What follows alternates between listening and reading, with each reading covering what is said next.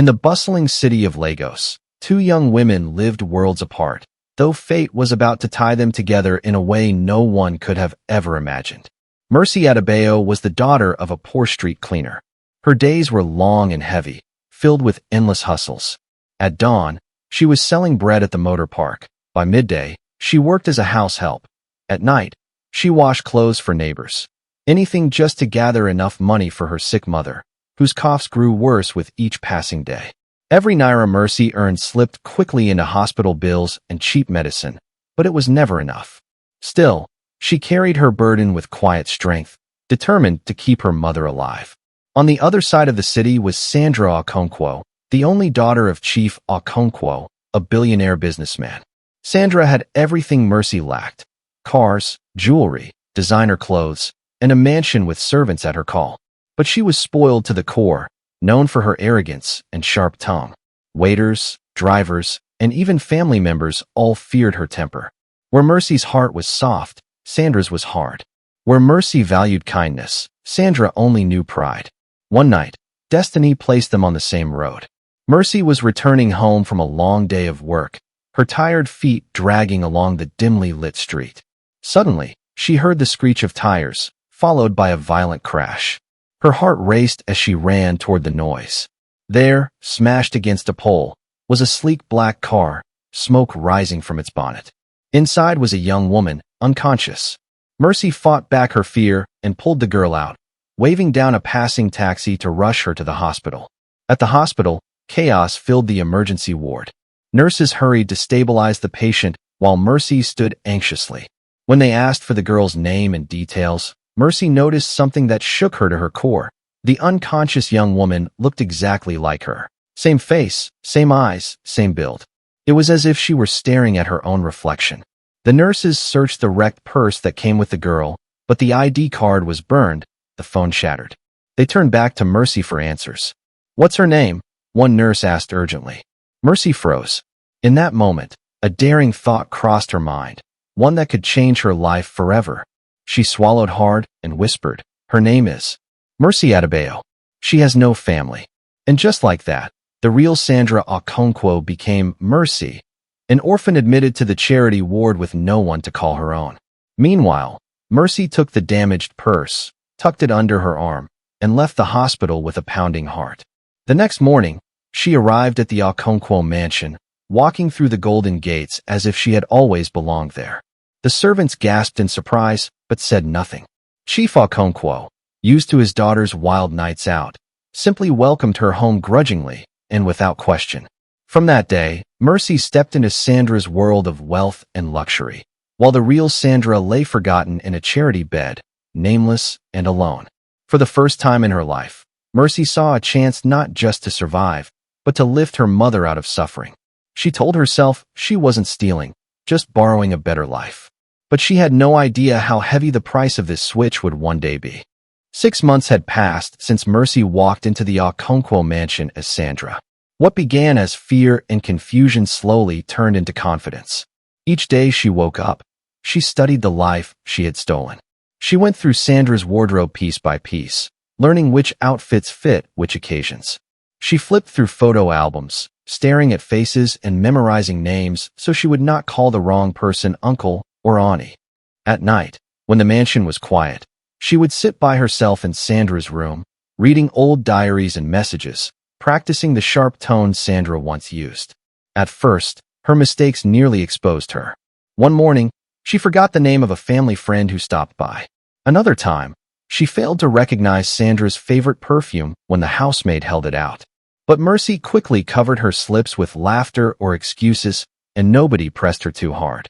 Slowly, she grew into the role until even Chief Okonkwo, the man who had known Sandra all her life, believed completely that this was his daughter. But there was one thing nobody could explain. Sandra had changed. The rude, arrogant girl who insulted servants and disrespected elders was gone. In her place stood someone softer, calmer, kinder.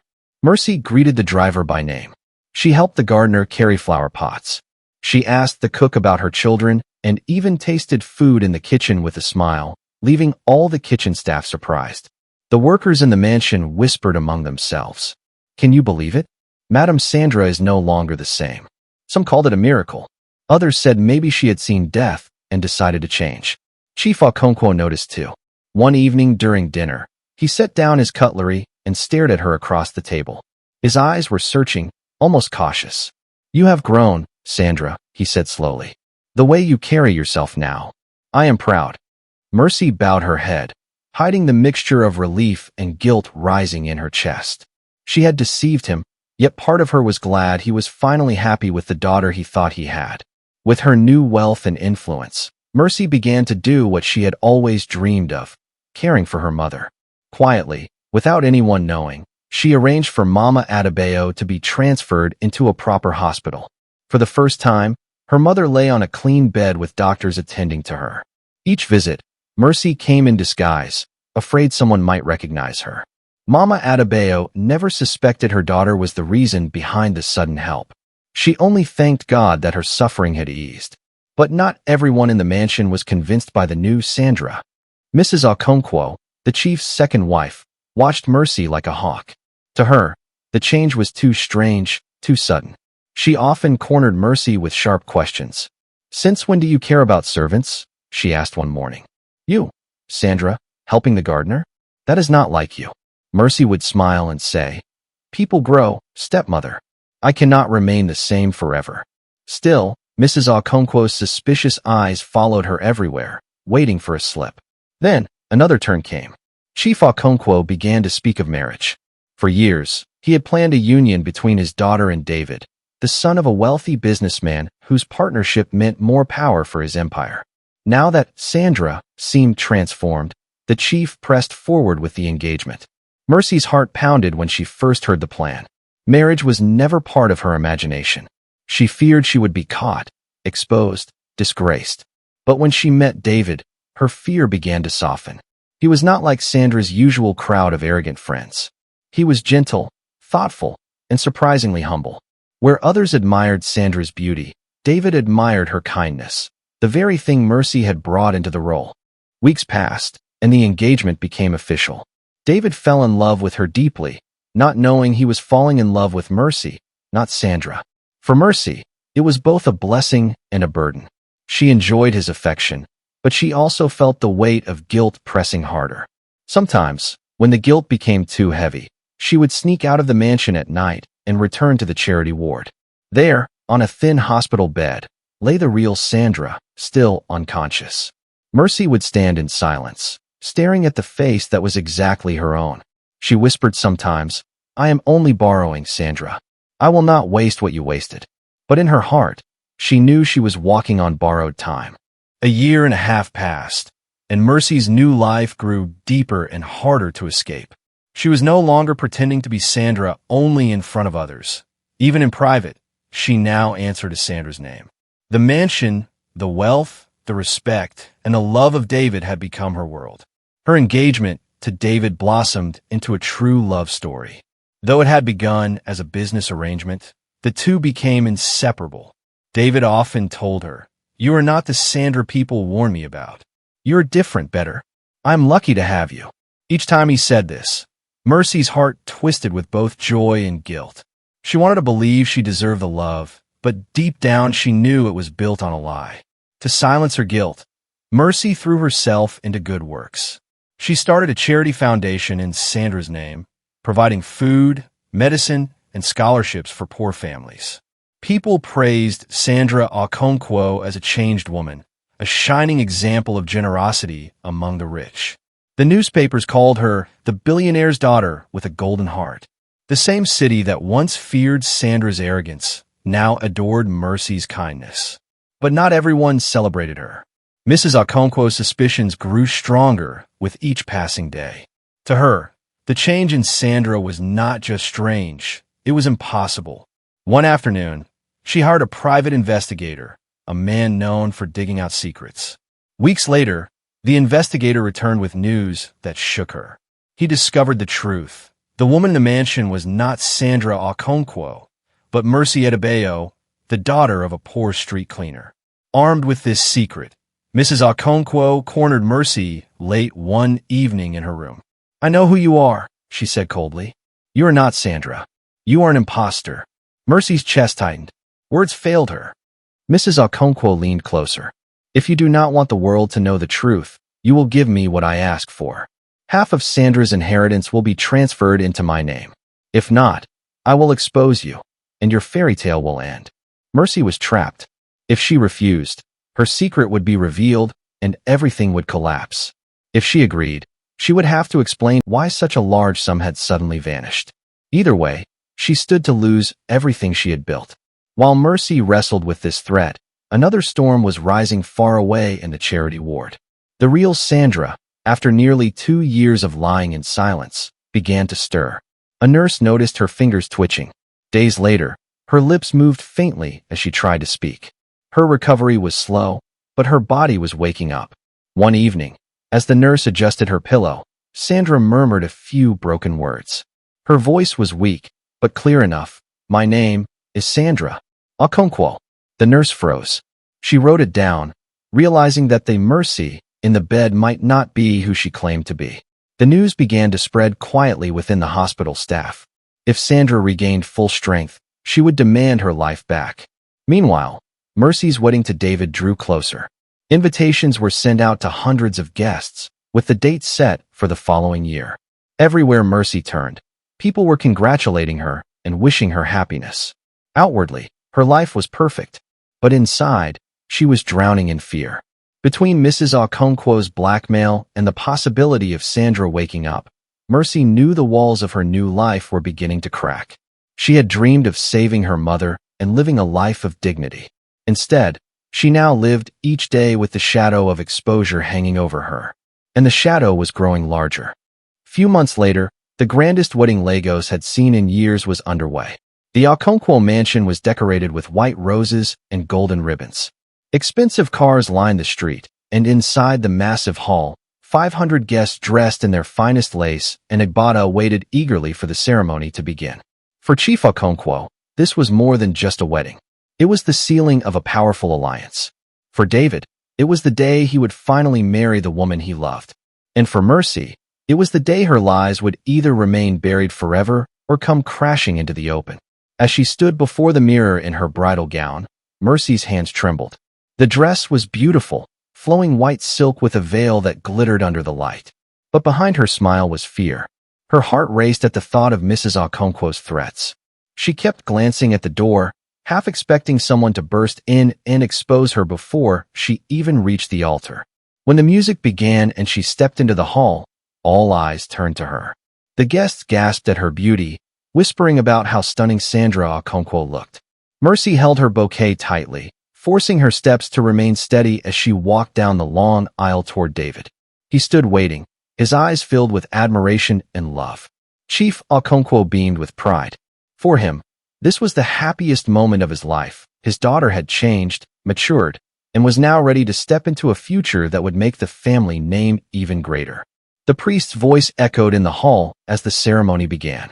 He spoke of love, trust, and the sacred vow of marriage.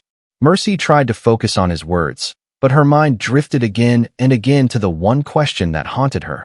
How long can I hide? Then came the familiar words.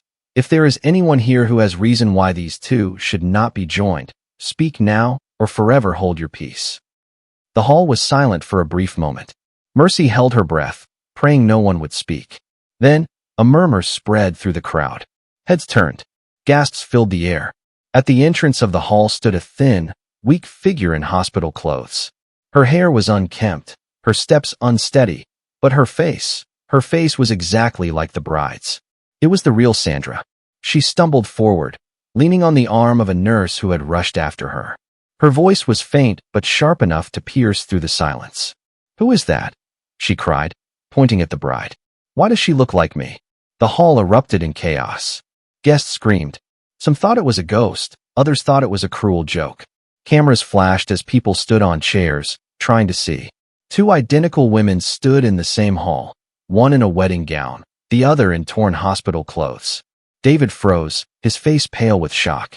He looked at Mercy, then at Sandra, then back again. His lips trembled as he whispered, "Which one of you?" Chief Okonkwo's world collapsed in an instant. He stared at the two women, his mind refusing to accept what his eyes were seeing. For years, he had believed this girl was his daughter. Now another stood before him, claiming the same identity. Mercy's knees almost gave way beneath her gown. Everything she feared had come true. She tried to speak, but no words came. The hall spun around her, voices overlapping in confusion and disbelief. Sandra, still weak, clutched the nurse's arm. Her eyes scanned the crowd until they landed on her father. With trembling lips, she whispered, "Papa." The sound broke Chief Okonkwo's heart. He rushed forward, caught between joy that his daughter was alive and horror that he had been living with a stranger. David stepped back, torn between the woman he loved and the truth unfolding before him. In the midst of the uproar, Mrs. Okonkwo tried to slip quietly out of the hall. She had seen enough to know her schemes might be exposed. But security guards, alerted by the commotion, stopped her at the door. The ceremony lay in ruins. The perfect life Mercy had built was crumbling before everyone's eyes. The truth she had tried to bury had risen, alive and undeniable, right in the middle of her wedding. And there was no running from it anymore. The wedding hall had turned into a storm. Guests whispered, some shouted, and many reached for their phones to record what was happening. Two women stood in the same room, both with the same face, both claiming the same life. Chief Okonkwo called for silence. His voice, heavy with authority, cut through the noise. "Enough," he thundered. The hall grew quiet, though the tension remained thick in the air. He looked from Mercy to Sandra, his chest rising and falling as if every breath carried the weight of betrayal. "One of you," he said slowly, "is my true daughter. The other, tell me, who are you?" The real Sandra, still weak, held on to the nurse and spoke in a trembling voice. "Papa, it's me. Sandra. I had an accident. I woke up in the hospital. And now she is wearing my life." All eyes turned to Mercy. Tears blurred her vision, but she did not look away. Her secret had been exposed, and there was no escape. She fell to her knees in the middle of the hall. "I am Mercy Adebayo," she confessed, her voice breaking. "I found Sandra after the crash. I thought she would die. I gave the hospital my name. I came here because I wanted to save my mother's life. I never planned for it to go this far." Gasps filled the hall again. Some guests called her a thief. Others, remembering her kindness, murmured in sympathy. David stood frozen, his heart torn apart. The woman he loved was not Sandra, but Mercy, a stranger who had stepped into another's world. Yet the love he felt was real. He looked at her with pain in his eyes, but also with something deeper, recognition. "Mercy," he whispered, "it was you all along. You are the woman I fell in love with, not Sandra. It doesn't matter what name you carried. My heart chose you." The hall buzzed with shock. Chief Okonkwo turned sharply toward David, then back at Mercy. His anger was fierce, but beneath it was something more complicated.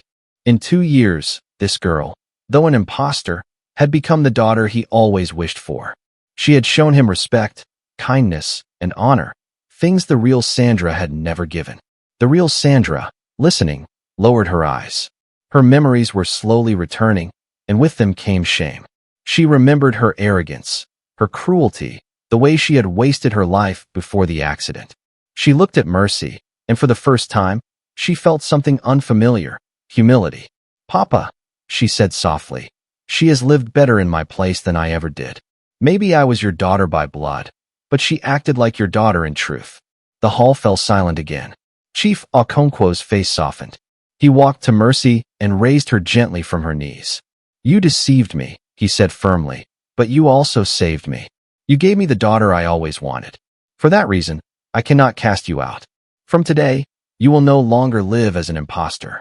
You will live as my daughter, adopted into this family." Tears rolled down Mercy's cheeks. It was not the life she had stolen, but a life she was now being given freely. She also told him about her encounter with Mrs. Okonkwo. Mrs. Okonkwo, caught at the door, tried to protest, but Chief Okonkwo raised his hand. "And you sought to destroy this family with your blackmail. You will face the law." Guards escorted her out as murmurs of approval rose among the guests. The wedding never continued that day, but something greater was born. Mercy was no longer hiding in shadows. David stood by her, choosing her openly despite everything. Sandra, humbled by her near death and her father's disappointment, began her own journey of change, determined to rebuild her life. The story of that wedding spread across Lagos, How two identical women appeared at the altar, how lies and truth clashed in front of hundreds. But in the end, what people remembered most was not the scandal. It was the lesson that blood may tie a family together, but love, humility, and kindness are what truly make someone belong. And so, in the mansion of the Okonkwo family, two daughters now lived side by side, one by birth, one by choice. The switch that had begun in secrecy ended in revelation. But out of the chaos, a new family was born.